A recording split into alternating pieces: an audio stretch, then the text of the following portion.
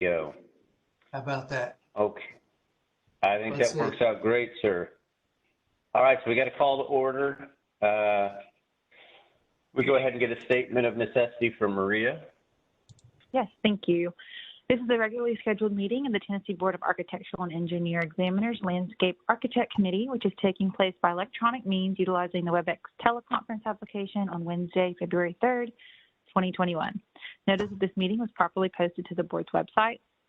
As there is not a physical quorum present, a statement of necessity is read into the record and filed with the Tennessee Secretary of State as required by statute.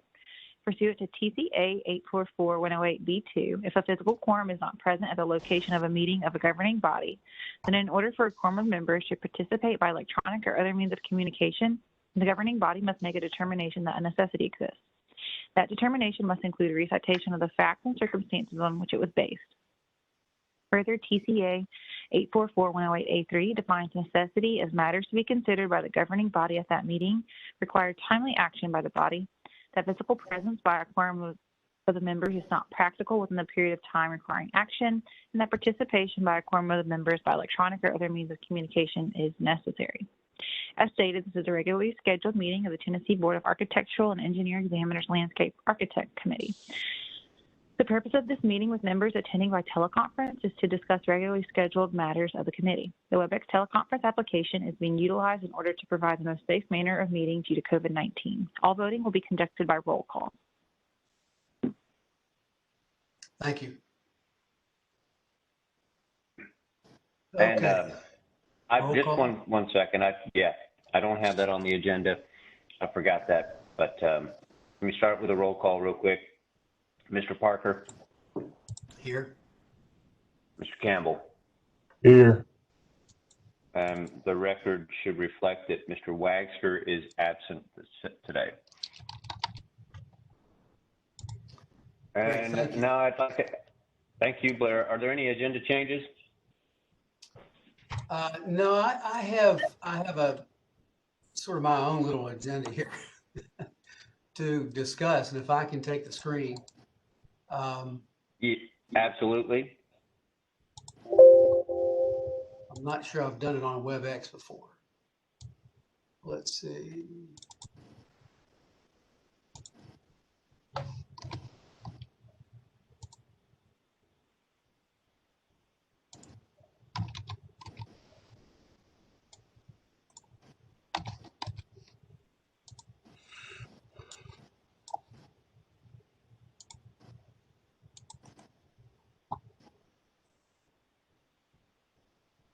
All right, I'm attempting to share a PDF.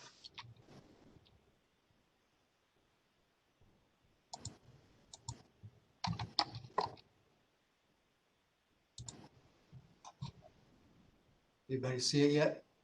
Yes, sir. Okay.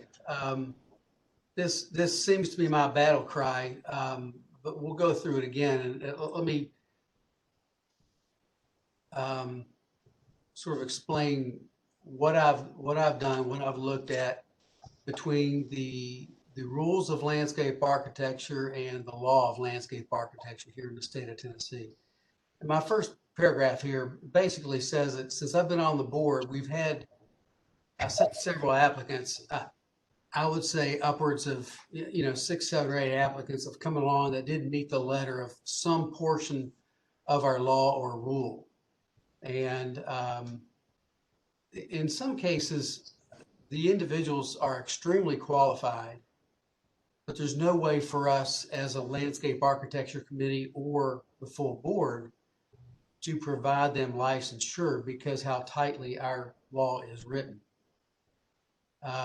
So really what I'm looking for is if there's some way that we can find to accommodate some of these situations. What I want to do is explain a couple of them just so that you understand. It's not that I'm trying to get out of people not meeting our rule or laws.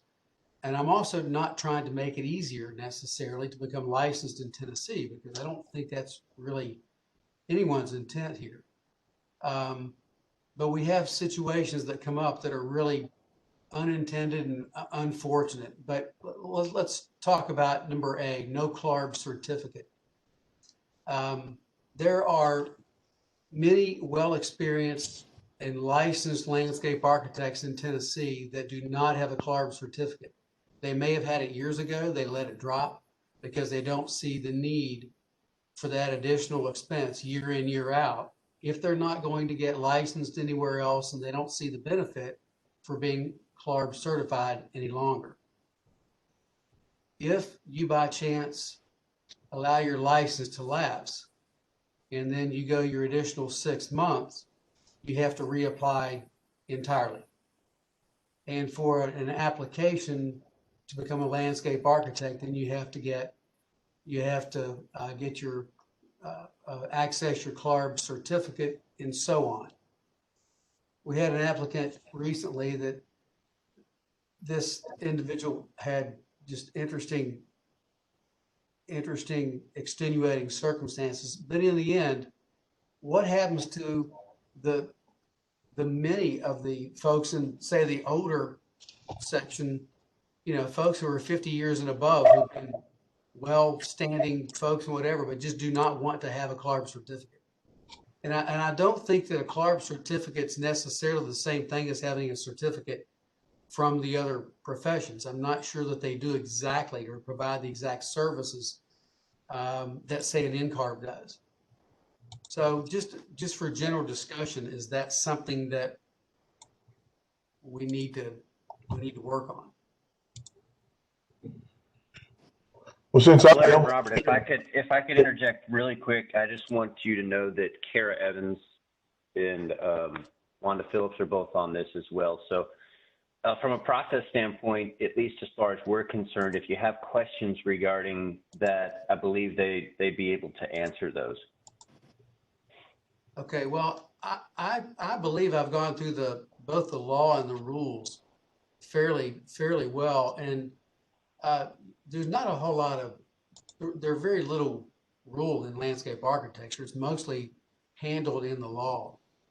And let me give you an example of an individual that approached me, knowing I'm on the board. He approached me and said that he'd been working for TDEC for 15 years and with a degree in landscape architecture, never sought licensure, has never worked under a licensed landscape architect because he is within a state agency, but he would like to become licensed as a landscape architect. And his experience looks pretty amazing, pretty impressive. And yet the way our law reads, he can't become licensed in our state. And I'm wondering, how do we deal with situations like that? And TDEC, for those who don't know, TDEC is the Tennessee Department of Environment and Conservation. So he specializes in stormwater management.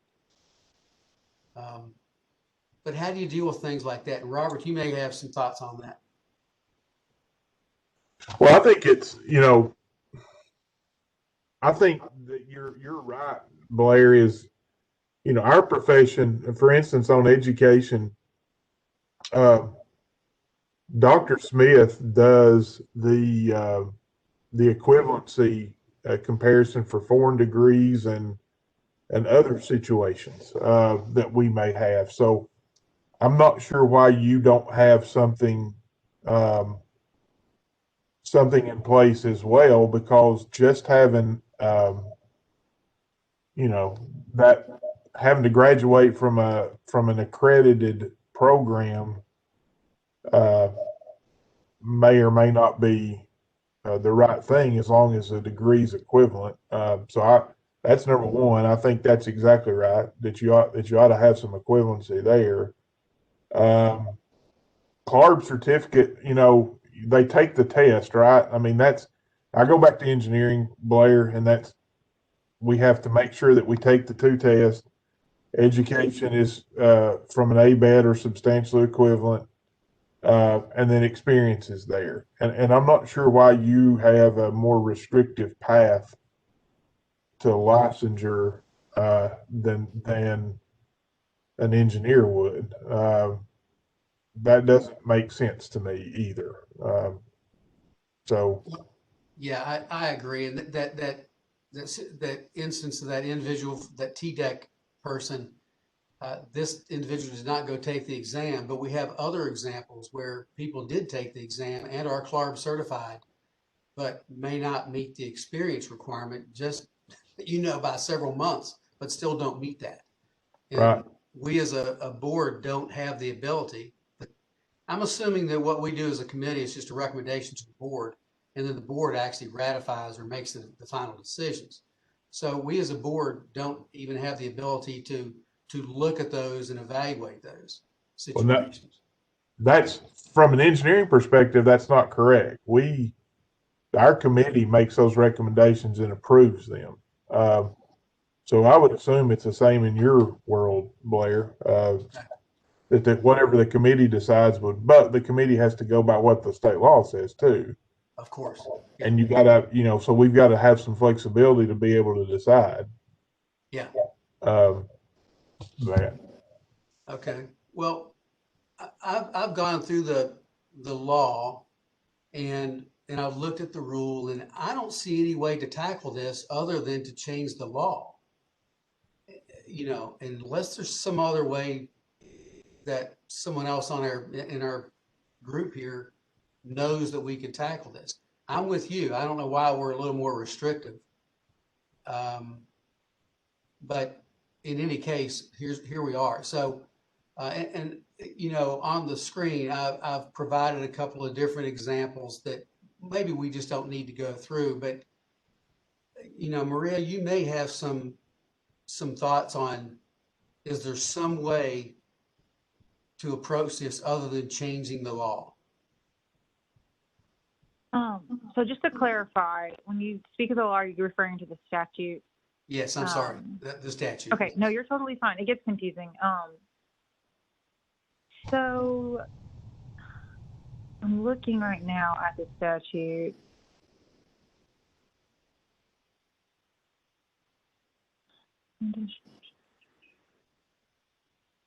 Because originally I had looked at, under the rules, education experience requirements for landscape architects. That's 0120-01-0.12, if anyone's looking at the rules. I had looked at adding discretionary language, so that's just a paragraph right now. So I'm making that first paragraph just the number 1, and then adding a 2 that just gives further detail for paths when the applicant has a non-accredited landscape architecture program.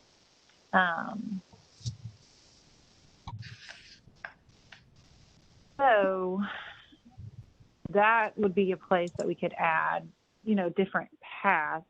Kind of Blair, to what you're saying, like on your sheet, where you have these different scenarios. Yeah.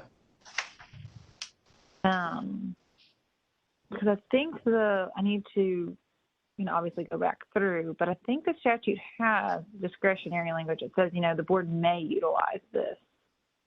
And so it's not that the board shall. Okay. So, that's kind of where there might be room in the rules to expand on what may, I got you. Okay. if that makes sense. Yes. Yes. Well, then, no, that would be most helpful. Absolutely. So the one issue that I'm hearing, is for non-accredited landscape architecture programs. So that's, the education piece. But then I'm also looking that you're pointing out the CLARB certificate piece and the experience piece. Yes. Those things that you think we would need to specifically spell out of how a path to licensure would look in instances where, that's just not the normal, doesn't meet the normal criteria? Yes. Okay. Yeah, exactly. And Maria, looking, and I've pulled it up. I think I've got the right thing. I'm pulling up what Blair has here. I think the law does have to be adjusted for the accredited degree because it says an accredited degree shall be one that was accredited by Landscape Architectural Accreditation Board. Um, so the shall is in there, and it needs to say accredited degree in landscape architecture or equivalent or something like that. That, you know, there is no wiggle room. Um, Yeah. that's on the degree part of it. Where are you, Robert? Well, I pulled up Tennessee Code Annotated 62-2802. Mm-hmm.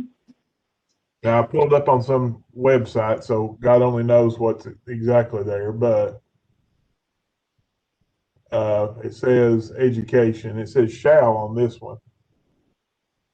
Gotcha. Okay, yeah, you're totally correct. Sorry, I was looking at 803 when it talks about experience, Okay. and that one is Yeah. may. But you're completely correct on that. At the time.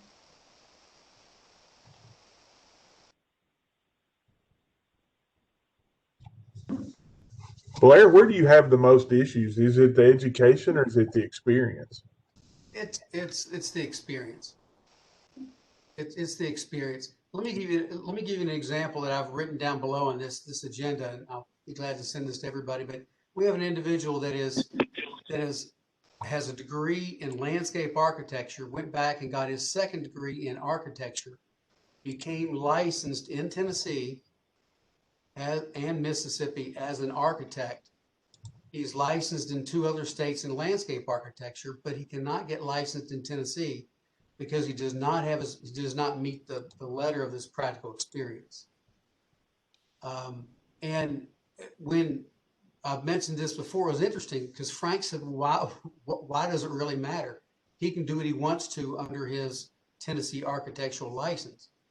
And while that's true, he number one would like to be licensed in landscape architecture, but I think it's important for his firm to also have a licensed landscape architect.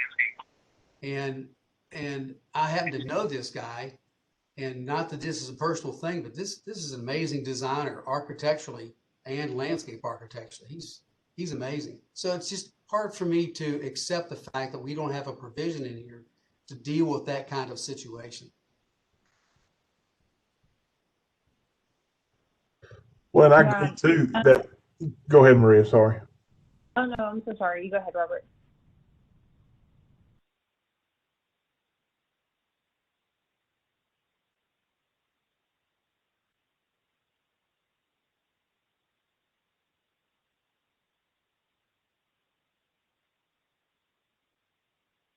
Can you all hear me? Yes. Yeah, I can hear Oh, you. sorry. So yeah, Robert's correct in that for the shall is in the degree language. So that is a statutory change. But if what you're seeing more so is the experience piece, that is where the discretionary language comes in. And that could be a rule change. It just is a matter of what we want that to look like, because it has to be, very specific to get approved. So, do y'all have any thoughts on what you would like a different, if they don't meet the practical experience as it stands, what you would like that to look like? I would just like the committee to have the ability to look at their experience and to make that call. Okay.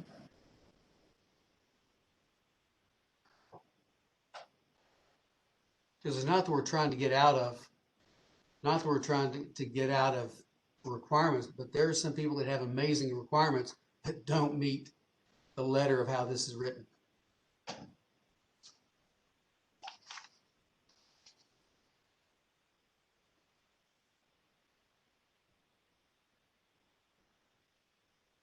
Okay. So I think everybody sees at least where my concerns are. And as I read through the both the statute and rule, I didn't find a way, I couldn't come up with a way to do this entirely within the rule change, or to make a rule change. Maria, what I hear you saying is that we may have to change at a minimum one word in the law. But we Hey, could sorry, I also, lost internet connection here at my office, so I don't know what's happened, but I'm on the phone now. Sorry. okay.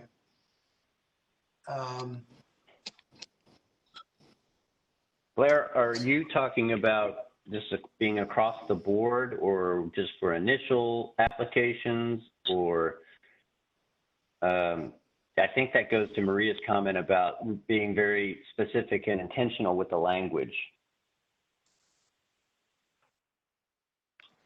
Well, I agree with Maria. We need to be very, very intentional with the language. Absolutely. And like I said, I'm not trying to get out of anything. I'm just trying to give the A&E board a little bit of leeway here to evaluate situations for people, you know? Because there are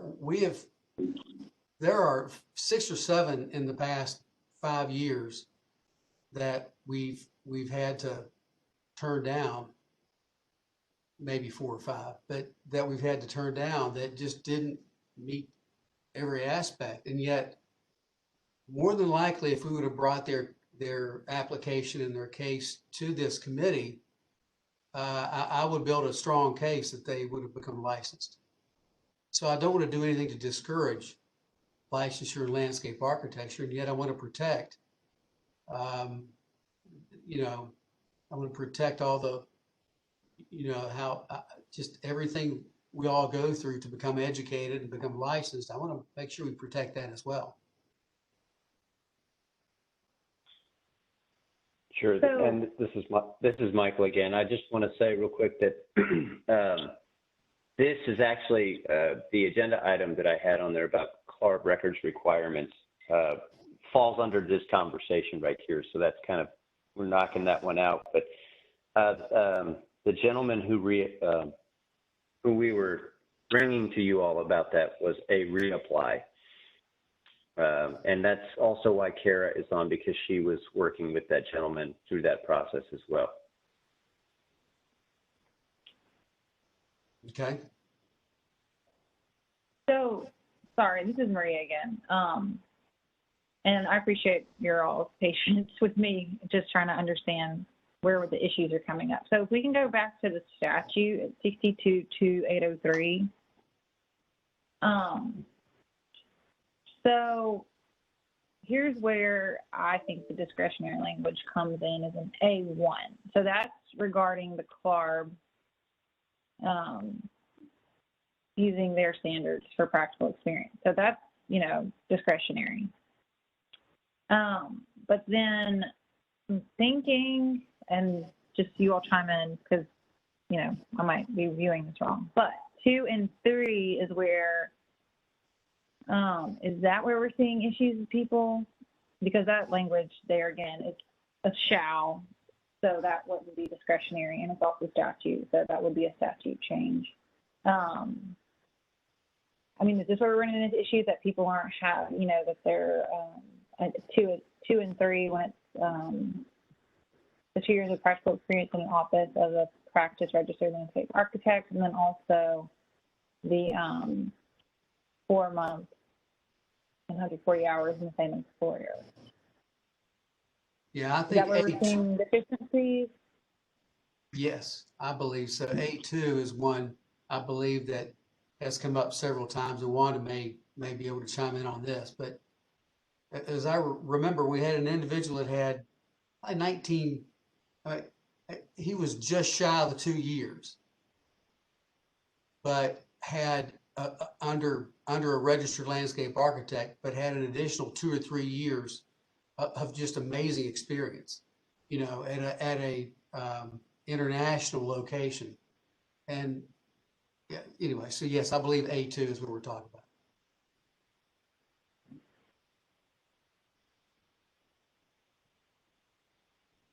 Okay. On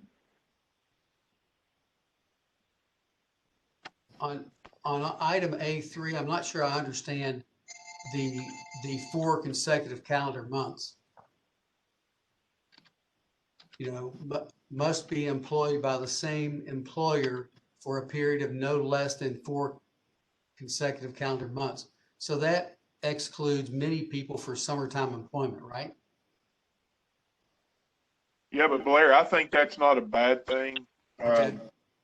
Because, I mean, we've kind of got that is we don't allow summer employment, Okay. like internships and stuff, because honestly, you don't know exactly what experience they're getting from some of those internships.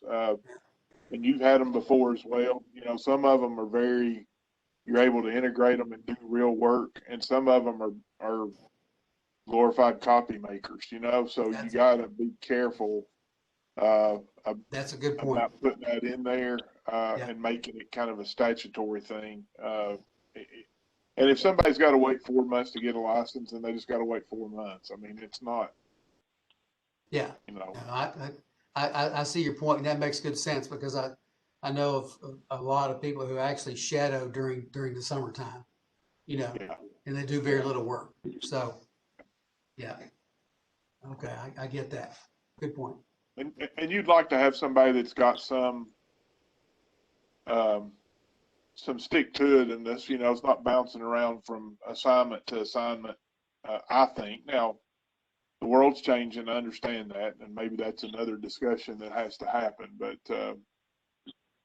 especially on those initial applications and initial approvals, you'd like to think those people are getting a little bit of a consistent instruction and doing what they're doing, and they're not bouncing around from project to project with different people just because. Exactly. That's my 2 cents. No, I agree with that. That's a good point. So, okay, so looking at it, oh, sorry, go ahead. No, I was just going to say, it looks to me like A2 is the area, is the one. Okay. I was going to ask, looking at let me see what this is. Provision C.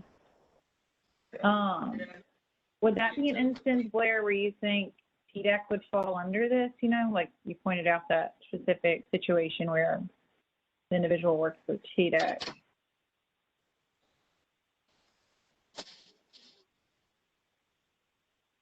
Yeah, I heard you. I'm now reading it, so let me make sure. Give me just a second.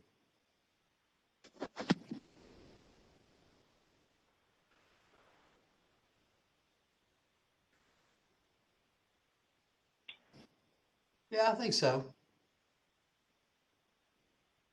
So that might be, I don't know, a situation where, you know, something like that might qualify. But looking at the statute, the only discretionary language is probably going to be in that A1. Yeah. So then it's a matter of, you know, just kind of, we have to work, Michael, you might want to chime in on this part, but, you know, is this something that we want to submit to be part of the, you know, department's request to the governor's office for a statute change next legislative session?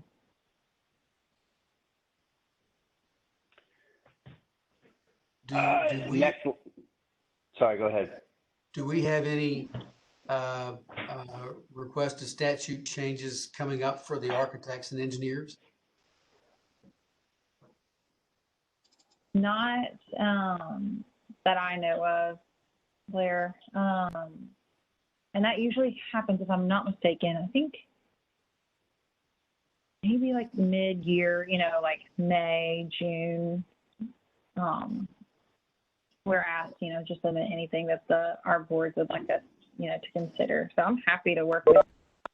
That's something that Michael and I would work on together. So I'm happy to do that. Well, I would like that. Robert, you do see the need for us to figure this out.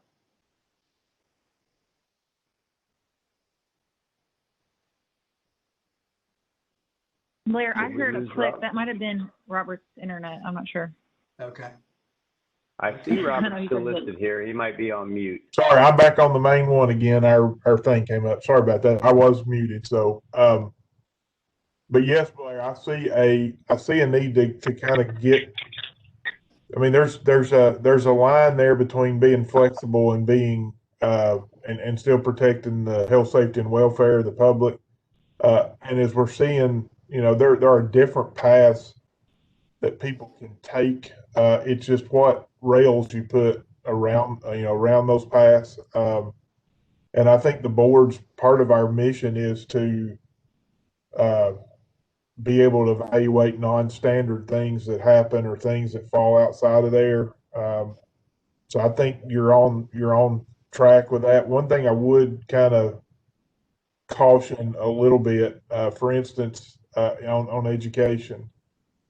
We have Dr. Smith evaluates those for equivalency. We don't do it as a board because, frankly, we don't have the expertise in house to do that.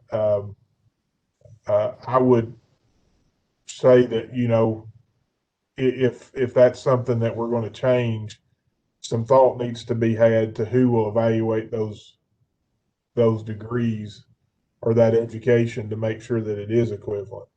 Yeah. I mean, that's not insignificant when you look at some of these things. On the engineering side, it's not insignificant. Now, you may only have 2 a year that you're looking at, Blair, and that's not a big deal. But stuff like that I would make sure that we've got some sort of backup for before we turn the faucet on. I agree. And frankly, I was surprised that CLARB does not provide that Yeah. to the states. Yeah. And Maria, that's how I understood it from CLARB. Didn't you also talk to them about that? I believe I heard from you all about it. But Okay. yeah, I understand what you're talking about. Well, I will circle back with CLARB and check in on that. Okay. Okay. Just to make also, sure. I was looking for like model rules or something, just that we could have further guidance on, but I didn't find anything. CLARB's model law. Yes. I believe I have the most current. I'll send those to you. Oh, okay. That would be great. Thank you so much. I'll send those to you, and that way we can tackle this together.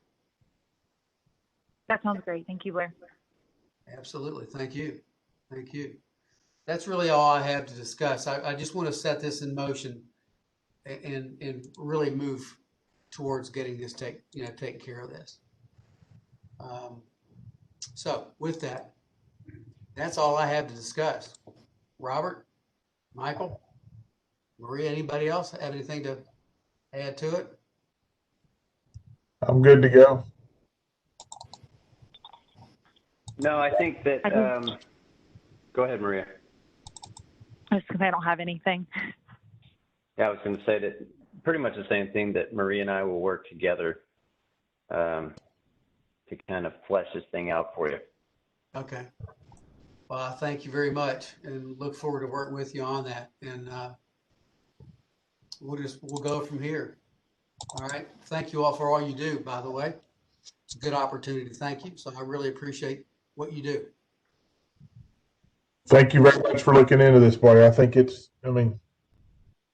we got to make sure we don't have crazy things that people have to go through if they're able to do the work. So that's good. That's right. I agree. I do agree. All right, everybody. Well, thanks a lot. I'll call this, we'll adjourn this meeting unless there's something else, any additional discussion. I think we're good. Thank you all. All right. Thanks. Thanks All again. right, thank you. Bye-bye. Bye.